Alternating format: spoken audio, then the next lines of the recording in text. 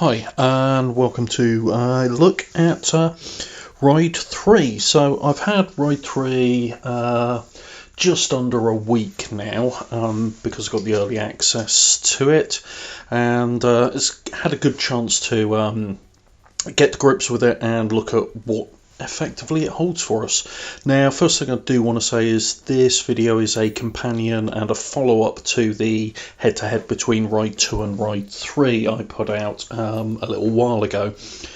So it's probably worth having a look at that if you've not done so already, because it does lead into what I'm going to talk about in this particular video. So Ride 3 overall, it's got a huge amount of content. It's kind of the spiritual successor to the one-off Tourist Trophy TT game that Polyphony Digital did back in the PS2 era, which followed, the encyclopedia of bikes, the ability to upgrade them, tune them, race modify them, etc., wide range of tracks, that kind of thing, and it builds on that, and it's built on it quite successfully over the course of 3 games, gradually getting better and better each time. The main letdown that Milestone Games have always had, in all honesty, has been the audio and the visual, and since they've abandoned their in-house engine and gone over to Unreal, it's improved, and certainly Ride 3 is the best looking title they've put out to date using the Unreal engine. It looks a lot better than the previous Ride titles have done, and it sounds a hell of a lot better as well. Now, in terms of how good it looks, you do have to take that into context. Looking better than Milestone Games back when they were using their own in-house engine is not challenging. They were never known for being great beauties, but this looks decent, particularly the bikes. Some of the environments are looking a bit, don't match up to other titles in the semi-sim, call it what you want, marketplace, but it looks solid enough, the bike models in particular, and the sounds are massively improved, so gets a thumbs up, a good thumbs up from that point of view. There are some issues with a few of the bike models. They're not as accurate as they should be, but overall it's a good solid effort, particularly given the amount of bikes that are in it.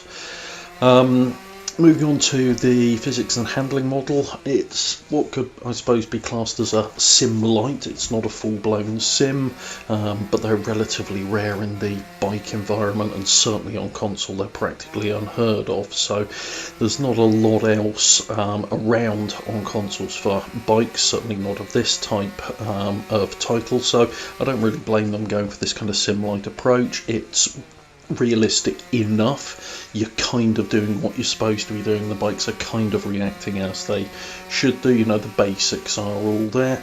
The handling model, as I mentioned in the previous video, is improved over Ride 2.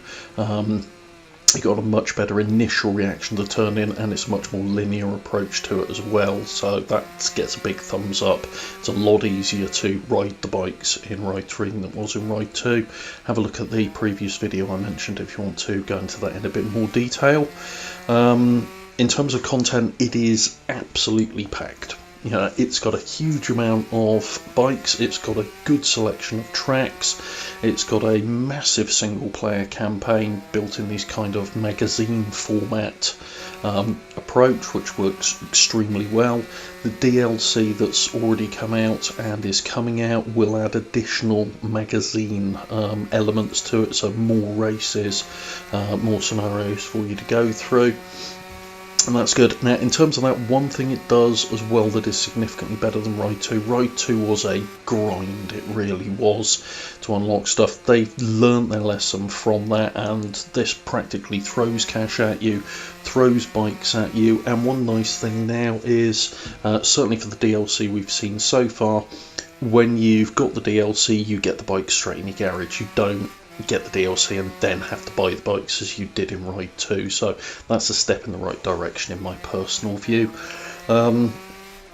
As well as that, you've got a photo mode, which is pretty good, and I've put out a separate video on that, so take a look at that in more detail.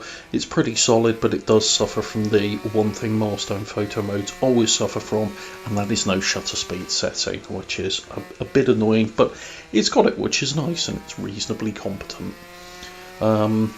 You've then got a Livery Editor, which again, it's a good solid first effort in terms of a Livery Editor, and particularly given it's a Livery Editor for bikes, which is again, you don't see a hell of a lot of. You've got a huge amount of customization on the bikes themselves. You've got online, which is Milestone's fairly typical patchy one, but this should see a fair amount of use in that regard, because it does, as I say, it's a title that pretty much stands on its own in the genre. There's not many bike titles out there, particularly for consoles, so it should remain fairly robust in regard to that. And Milestone have always had a habit of supporting the ride titles pretty well in terms of a mixture of paid for and free DLC content, so it'll be interesting to see how that pans out over the next few months. But overall, I'm really enjoying it. I enjoyed Ride 2. This builds on it in all the right way.